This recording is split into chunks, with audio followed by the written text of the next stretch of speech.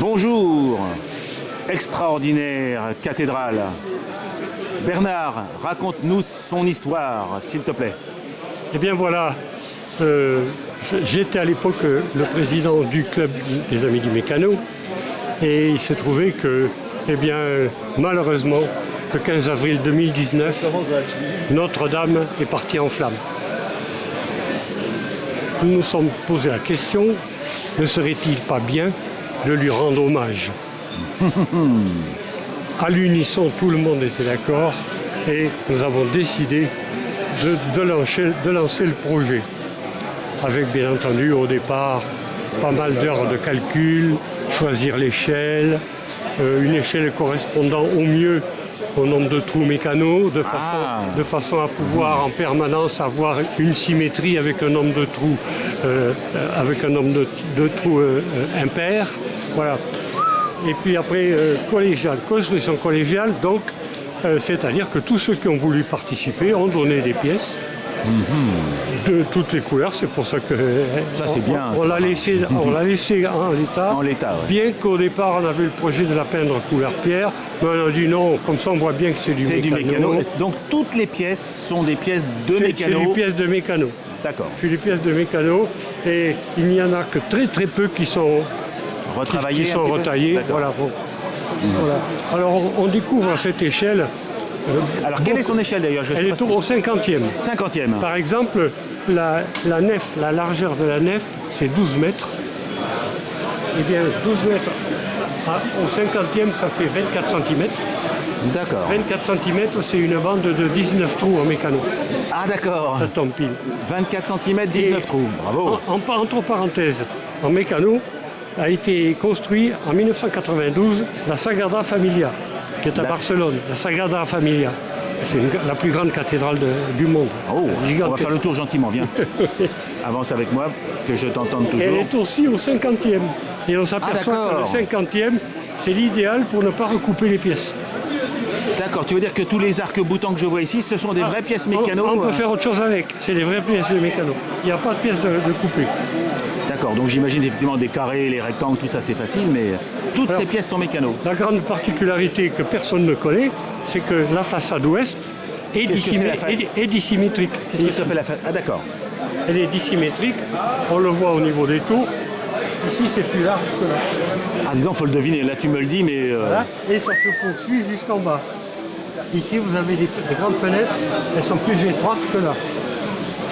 Et ça c'est comme le vrai alors? Ah oui, absolument. Alors du coup il y a moins de trous, comment vous avez fait? Eh bien je me suis débrouillé. Vous cachez un petit peu, là elle fait 5 trous, là ça fait 3 trous, 4 trous je veux dire, 4 trous ici, 4 trous ici. Les pièces de 4 trous ça n'existe pas, mais elle est cachée derrière. Ah, d'accord, donc tu n'as pas recoupé la pièce mais tu as pu la masquer, d'accord. J'ai masqué, voilà. Ici vous avez 4 figurines. Oui, absolument, et là-bas il y en a 6 ou 5. 5 et 6 au milieu, parce que c'est plus large. Ah, c'est exceptionnel, exceptionnel. La Vierge à l'enfant avec les archanges, Saint-Michel et sa trompette, et sa flûte plutôt. Voilà. Ah oui, absolument. Il y a quand même j'ai vu qu'il y avait des vitraux, quand même. Donc alors, ça c'est mécano? Alors, ça c'est un copain qui fait partie du club du mécano, qui a une autre passion que le mécano. C'est le vitrail. Voilà, il a suivi les cours des vitraux de Chartres, et c'est des véritables vitrails. Ah, des vrais. C'est coulé avec du plomb et c'est du verre. Oh, exceptionnel. Alors, comme en général, les rosaces, on les admire de l'intérieur. Ah oui. Là, du coup, je les ai c'est vrai que tant qu'à faire, autant les voir. Oui. Parce que là, voilà. On mesure quand même pas le 20e, nous, 25e. Alors, une petite particularité dans la descente des apôtres, ça s'appelle la descente des apôtres. Sur la partie sud-est, où nous sommes ici, vous avez des apôtres qui regardent vers l'horizon, mais il y en a un qui tourne la tête. Ah bon, il boude? Il boude. Alors, c'est Viollet-le-Duc qui a construit la flèche en 1858, qui s'est retourné pour admirer son œuvre. Ah, c'est vrai, mais il faut dire qu'elle est magnifique cette flèche. Tout en pièces juste. Il y a le coq sur là-haut. Là-bas, il y a le coq. Voilà. Alors, Je t'ai entendu tout à l'heure parler de données techniques un petit peu. Est-ce que tu peux, on va continuer à tourner autour parce qu'elle est trop belle. J'ai entendu parler d'un poids exceptionnel, d'un nombre de pièces, d'un nombre de démontages. Bon, Enfin, j'ai eu plusieurs contraintes Ah pour oui. pouvoir porter les... D'abord, il a fallu faire un découpage de telle sorte que on puisse la transporter. oui. L'idéal, c'était qu'il n'y ait aucun morceau qui dépasse 20 kg. Bon, D'accord. Alors le poids total. le poids total, 300 kg. 300 kilos. Voilà. Ok. Alors, il y a des morceaux qui pèsent pas lourd, comme le toit, là, ça Oui, non, pèse non, rien du tout. je te fais Le confiance. plus lourd, c'est l'abside ici, qui pèse Qui est une seule pièce. Ouais, 40 kilos. Et là, Ah oui, quand même. j'ai pas pu faire mieux. Alors, j'ai fait en sorte que tous les petits clochetons, là, les pinacles qu'on appelle, soient repliables pour, pas les casser, pour le pour pas les transport. accrocher. Voilà. Oui. Ils sont tous repliables, y compris. Rappelle-moi combien de temps de travail 3000 heures à peu près. 3000 heures. En faisant la somme de tous ceux qui ont Oui, travaillé. oui, bien sûr, 3000 heures. D'accord. Donc, effectivement, combien de pièces du coup? Parce que du coup, 40 kilos, 10 Les, kilos, 20 les kilos. pièces, je sais pas, j'ai dit, Non, non. il y a des pièces, c'est pas, presque toutes les pièces, c'est par centaines. Voilà, D'accord. qu'il faut compter. C'est des centaines et des centaines de pièces, d'accord. Par exemple, j'ai une pièce, je sais, c'est la vis de 19 mm, là. Cette vis, il y en a 1500. 1510. Il y en a à tous les étages. Ah oui, bah, Il y en a partout. Là-bas, il y a une autre maquette de Notre-Dame. Oui. Elle n'a pas les nuances. Là, ah non, mais celle-là est extraordinaire. Hein. Eh oui. Bah, Allez voir. 300 kilos, c'est pas le même monde. Hein. oui, oui, voilà. Oui. Ah non, mais avec non, mais les vitraux sont magnifiques. Hein. Alors, il y a une histoire aussi sur les horloges. Ah, oui, il y a des horloges, j'avais pas vu. Il y a une petite que de horloge. détails. Il y a une petite Il y en horloge. a 4. Bien sûr. Or, l'horloge maîtresse était sous la flèche. Viollet-le-Duc, bon mis sous la flèche. Ouais, mais on la voit pas alors du Et coup.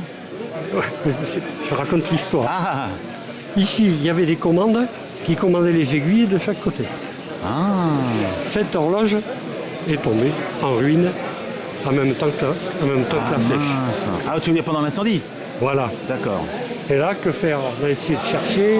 Et puis un beau jour, il y a du monde qui a trouvé. Ah, mais si, je sais où. Je sais où. Il y a eu, quand elle a été construite, cette horloge, il y en a eu 2 de fait. Une pour garder en mémoire, etc. C'était un peu prévisionnaire. Hein. Ah, c'était visionnaire. Hein, c'est Visionnaire. ça. Et donc là, on a trouvé où c'était. Et donc, Viollet-le-Duc a dit il faudrait, et bien sûr il n'est plus là pour le dire, mais il souhaitait que s'il y avait un problème, on puisse réparer. faire pareil. Donc il va y avoir une rebelote. Normalement, il rebelote. Ouais, voilà. Oh là là là là là là. Donc effectivement j'ai vu, enfin j'avais pas fait attention, mais nous avons la deuxième horloge, enfin il y en a 4 de chaque côté, 2 de chaque côté, mais on a les horloges. D'accord. Ah bah écoute, c'est extraordinaire. Hein.